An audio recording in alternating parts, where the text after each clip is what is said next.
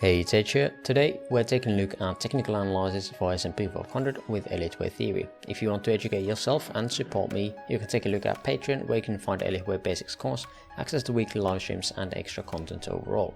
Thank you for your support. Let's get into the analysis next.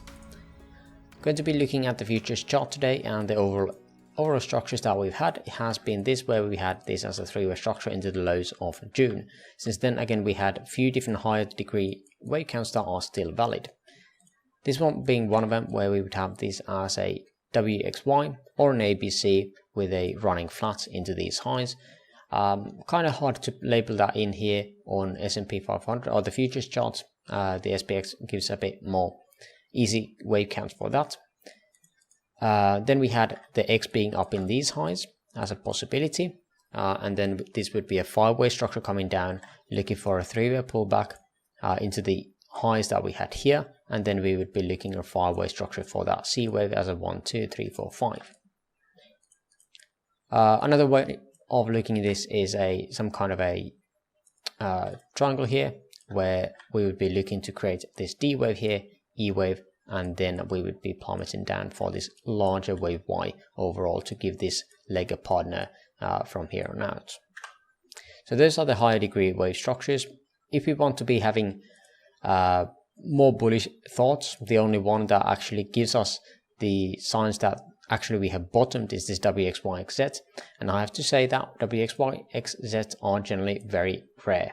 So that's why I don't really prefer this over the others, but again, I'm more on the smaller time frames trading those instead, because again, we have a lot of different variations here on higher time frame that can come true. But let's start into the smaller degrees here and take a look at what we've got actually. So overall, we could have this as a three-way structure, like so, into these highs, and this would be an expanded flat into the lows here.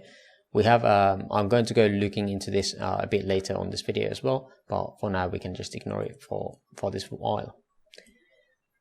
Then another structure, again, this is the only multi-way structure I can get from the lows. We had a better looking structures on the SPX or the cash markets, but this is the only one I can actually fit here onto the charts here on the futures, because again, we have these overlaps over here with this wave one top. So that's it. It's going to be ugly. If you want to be having it with a diagonal, that's it. I can't see anything else.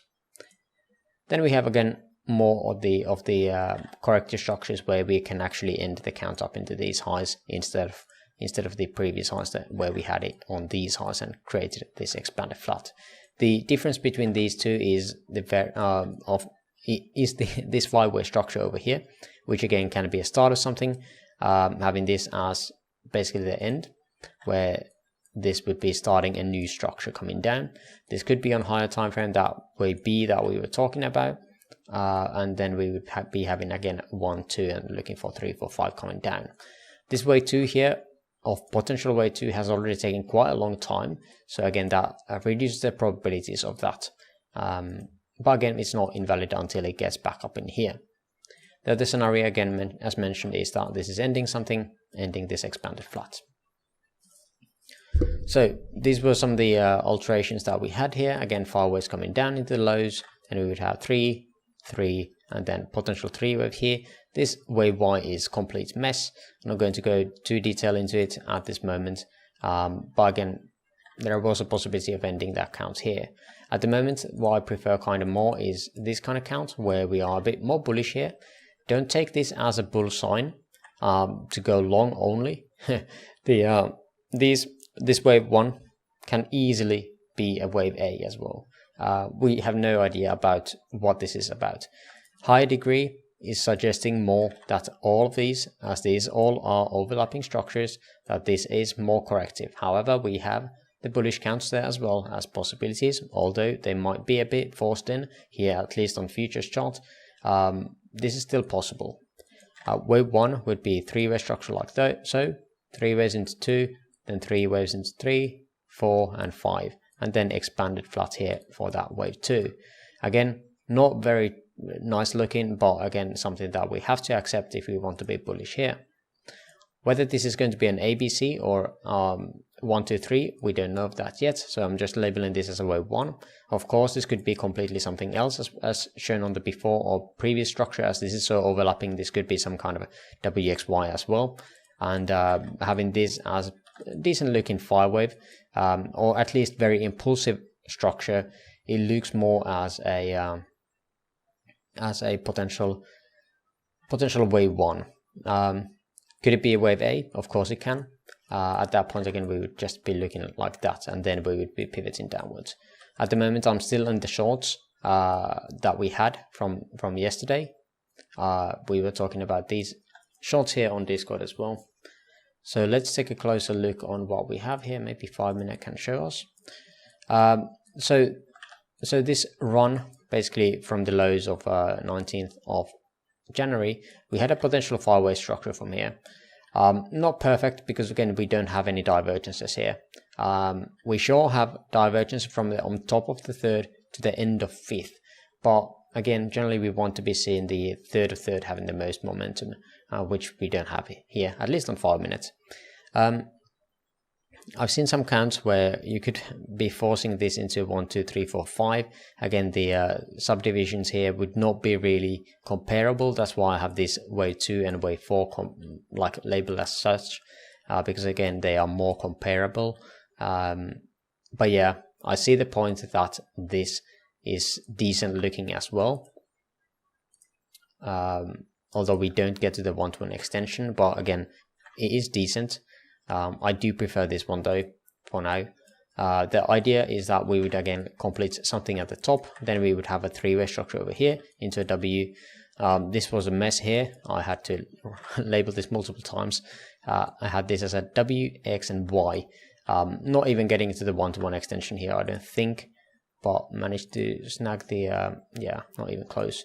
Snag the short here, I think on NASDAQ, where this actually went beyond here. So we created a 3, created that expanded flat structure, and we would be looking for downwards for a potential five-way structure. So that was the idea there, was why I was taking that short in NASDAQ and not on S&P 500. I'm still on the short from these highs here on S&P 500 until I see some kind of sign of strength here. At the moment, we could be labeling this as a wave A, B, because again we were looking this as 3, 3, and this has not retraced 90%, so the expectation is a three-way structure coming down for that wave Y. If we were to come back down to these areas of 1-to-1 extension of this wave A, B, we would be right back here on these previous areas of support now.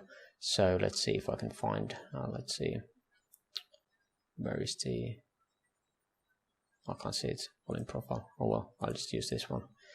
We can see that there is some volume over here for sure. So definitely a support area.